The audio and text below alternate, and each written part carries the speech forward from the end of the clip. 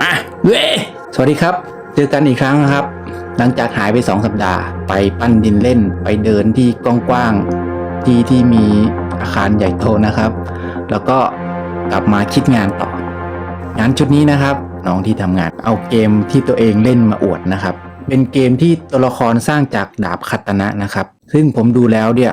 ก็เจ๋งดีครับหลังจากนั้นผมก็กลับมาหาข้อมูลเรื่องอาวุธโบราณนะครับอาวุธชนิดต่างๆเยอะแยะก็ดูน่าสนใจไปหมดแล้วครับสิ่งที่ผมอยากจะได้ก็คืออาวุธที่มันมีเรื่องเล่านะครับอาวุธที่มันมีตำนานนะครับจากที่สืบค้นหรือว่าจากที่หาดูเนี่ยมันก็จะเป็นชนิดของดาบเป็นสัดส่วนมากนะครับไม่ว่าจะเป็นดาบของทางฝั่งยุโรปนะครับทางฝั่งเอเชียผมรู้สึกว่าอันเนี้ยมันน่าจะตรงกับที่อยากได้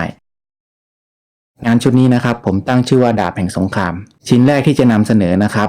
ดาบยามาชิตะเป็นดาบคาตานะของนายพลญี่ปุ่นนะครับในช่วงสงครามโลกครั้งที่2ซึ่งเป็นนายพลที่ควบคุมการสร้างทางรถไฟสายมรณะที่กาญจนบุรีบ้านเรานี่แหละครับถ้าอยากจะรู้เพิ่มหรือว่าเรื่องราวอะไรเพิ่มเติมนะครับลองไปค้นดูนะครับสนุกนะครับเรื่องของประวัติศาสตร์เข้ามางานออกแบบนะครับเริ่มร่างบนสมุดสเก็ตนะครับออกแบบชุดตัวละครนะครับก็โดยอ้างอิงจากชุดของทหารในยุคนั้นแหละครับร่างท่าทางของตัวละครไว้หลายๆแบบนะครับเพื่อจะเก็บเอาไว้อนาคตอีก3ตัวนะครับที่จะทำต่อหลังจากสรุปเสื้อผ้าแล้วก็ท่าทางตัวละครก็ถ่ายรูปเอาภาพนั้นนะเข้าไปทำต่อใน Procreate ใน Procreate นะครับผมก็จะร่างรายละเอียดและส่วนประกอบต่างๆให้สมบูรณ์ลงสีคร่าวๆไว้จากนั้นก็จะส่งผ่าน AirDrop นะครับทำงานในโปรแกรม Photoshop ขั้นตอนการทำงานส่วนมากก็จะมีลำดับการทำงานเหมือนเดิมนะครับเหมือนดังที่คลิปที่ผมได้ทำผ่านๆมาเริ่มต้นด้วยการแยกแมสครับแมสของตัวละครเนี่ยใช้เครื่องมือก็คือ Lasso Tool นะครับบางครั้งก็จะใช้ Pen Tool Pen Tool เนี่ยเพื่อให้เส้นมีความเรียบโค้งนะครับสวยงามและถ้าอยากได้แบบเป็นทีแปลงนะครับก็อาจจะใช้บัตรที่เป็นรูปแบบที่ต้องการนะครับระบายการแมสโดยแต่ละเครื่องมือเนี่ยผลออกมาก็จะให้ความรู้สึกที่แตกต่างกันนะครับหลังจากแมสส่วนรวมของตัวละครแล้วเนี่ยก็จะแยกในส่วนของรายละเอียดนะครับจะเป็นเสื้อผ้าเครื่องแต่งกายอุปกรณ์ต่างๆนะครับแล้วก็ลงสีกำหนดทิศทางแสงนะครับระบายเงาเก็บรายละเอียดเรื่อยๆนะครับขั้นตอนการเก็บรายละเอียดเนี่ยเป็นขั้นตอนที่ต้องใช้เวลานะครับและจะต้องมีแหล่งข้อมูลภาพที่พร้อมนะครับเพื่อที่จะทำงานได้อย่างราบรื่นนะครับตัวละครเสริมผมลงเป็นเทาดำก่อนแล้วค่อยใช้เลเยอร์ในโหมด Color นะครับในการระบายด้วยเทคนิคเนี้ยมันทำให้เราทำงานได้รวดเร็วนะครับใช้เวลาในการขึ้นงานเนี่ยน้อยนะครับเป็นการทุ่นเวลาเติมแสงนะครับลักษณะแสงที่ออกมานะครับจะเป็นแสงที่คมแล้วก็ชัดเจนเน้นให้เห็นขอบของตัวละครนะครับสร้างบรรยากาศแวดล้อมนะครับเป็นฝุ่นควันสะเก็ดไฟระบายเก็บขอบคมของแมสเพื่อให้มันเกิดความนุ่มนวลนะครับเติมลวดลายเสื้อผ้าใส่ลำแสงด้วยบัตรรูปแสงนะครับสะดวกดีครับปั๊มทีเดียวได้เลยทำลวดลายประกอบครับปรับแต่งแสงแล้วก็สีอีกทีด้วย adjustment layer นะครับเป็นอันเรียบร้อยเอาละครับลำดับการทำงานคร่าวๆประมาณนี้นะครับลองไปดูขั้นตอนทั้งหมดกันอีกครั้งนะครับ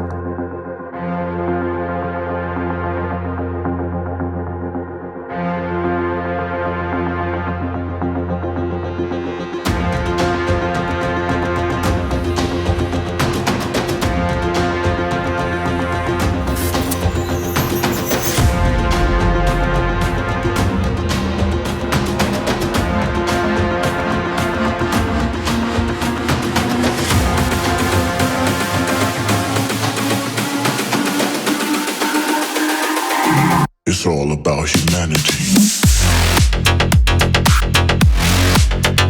About humanity.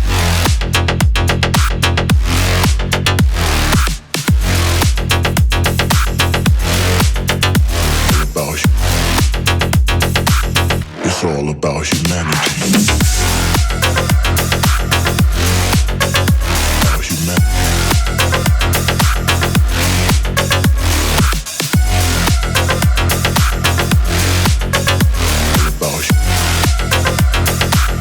It's all about humanity.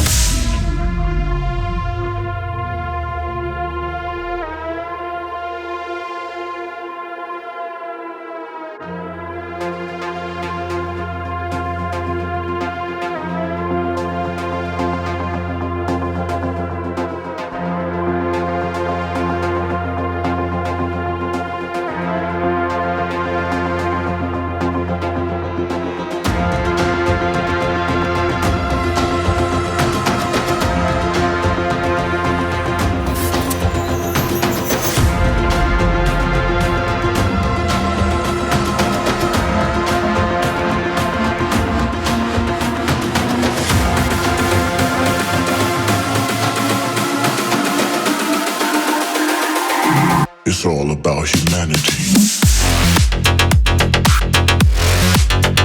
About humanity.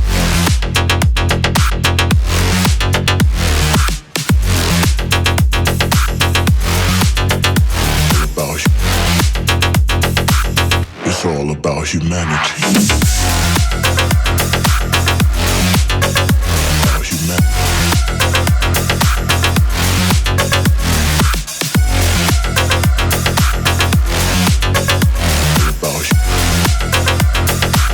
It's all about humanity.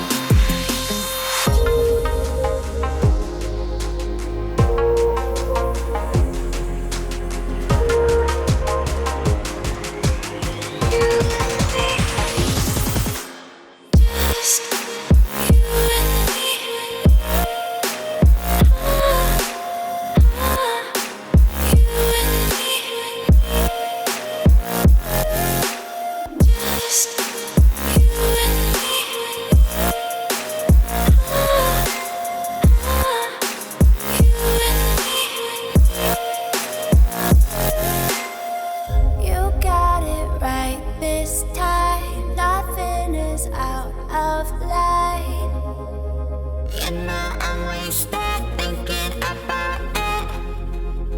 You got it right this time. Nothing is out of line. You know I'm wasted thinking about it. Tonight, I'd lie for you, baby. Honestly, honestly.